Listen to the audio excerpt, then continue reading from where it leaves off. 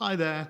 Just wanted to fill you in on a trip that I made to Nairobi just the other week with Andrew Hill.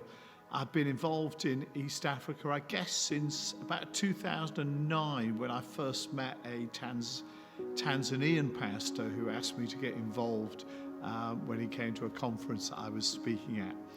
And the purpose of this trip was twofold. First of all, to be at a conference and speak at a conference that represents all the East African churches that we in Catalyst are working with. It's actually quite a small conference. There are only about 35 people in the room. There are about half a dozen British guys and about 30 African pastors. But those 30 or so African pastors really represent emerging apostolic teams in about 10 different countries. So try and remember them all. There's Somalia, there's South Sudan, there's Rwanda, there's the Democratic Republic of Congo, Ethiopia, Kenya, Uganda, Tanzania, Malawi, Mozambique. I've probably missed some out, but there's a smattering of some of the amazing countries that we're involved in. So it represents about 700 churches. So it's a huge privilege and opportunity to learn and to teach at that conference. Dave Devenish, who many of you will know, was, I guess, the keynote speaker, but a number of African brothers and myself and other people like Simon Fry that you'll probably remember took part. I got to speak on the whole subject of grace to say no to sin, that the grace of God doesn't just forgive the past, it empowers us to live a life that really does bear fruit and glorify God.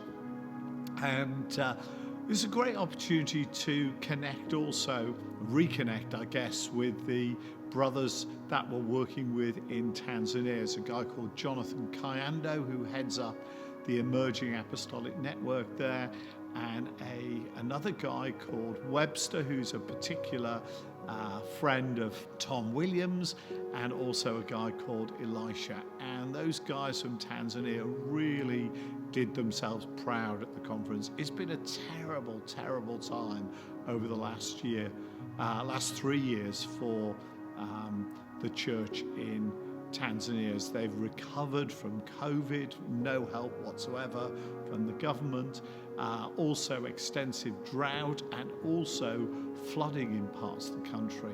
So they really need our prayer, but they're doing great as they seek to plant churches, extend the kingdom, preach the gospel, and bring God's love and the good news of Jesus to people in Tanzania. Right at the end of the conference, we had half a day. We were just waiting for a plane, and as soon as MA got to hear about that, he said, well, you must visit the Cry projects in Nairobi.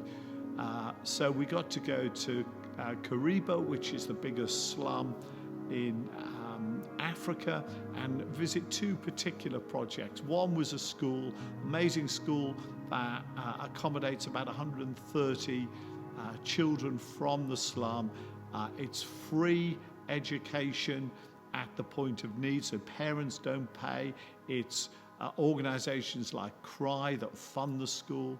And it was so impressive as the quality of education was on display to us. Really, really high quality education, bringing a passport out of slum poverty for these children.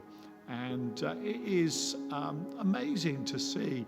You know, they have a tiny, tiny playground. It's not much bigger than your living room in all probability, but actually they're so proud of it because other schools in the slums just don't have playgrounds. So for them, it's a great plus point to have somewhere outdoors for the children to play. And last but not least, we got to visit the AfroCure Dance Academy.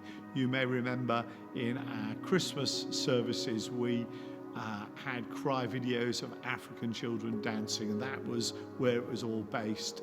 And again, a really impressive project, not just in the quality of the dance, which puts you and I to shame, especially me to shame, but also in terms of really showcasing the gospel to these kids. These kids are really on fire for Jesus, and every opportunity is taken to present the gospel to these children. They're vibrant and passionate, not just in their dance, but also in their prayer and their love for Jesus. So it was a great week. We crammed an awful lot into 5 or 6 days, but thanks for your prayers, and we'll continue the updates as God uses not just me, but many others at KCC to take the good news of Jesus to all sorts of different parts of the world.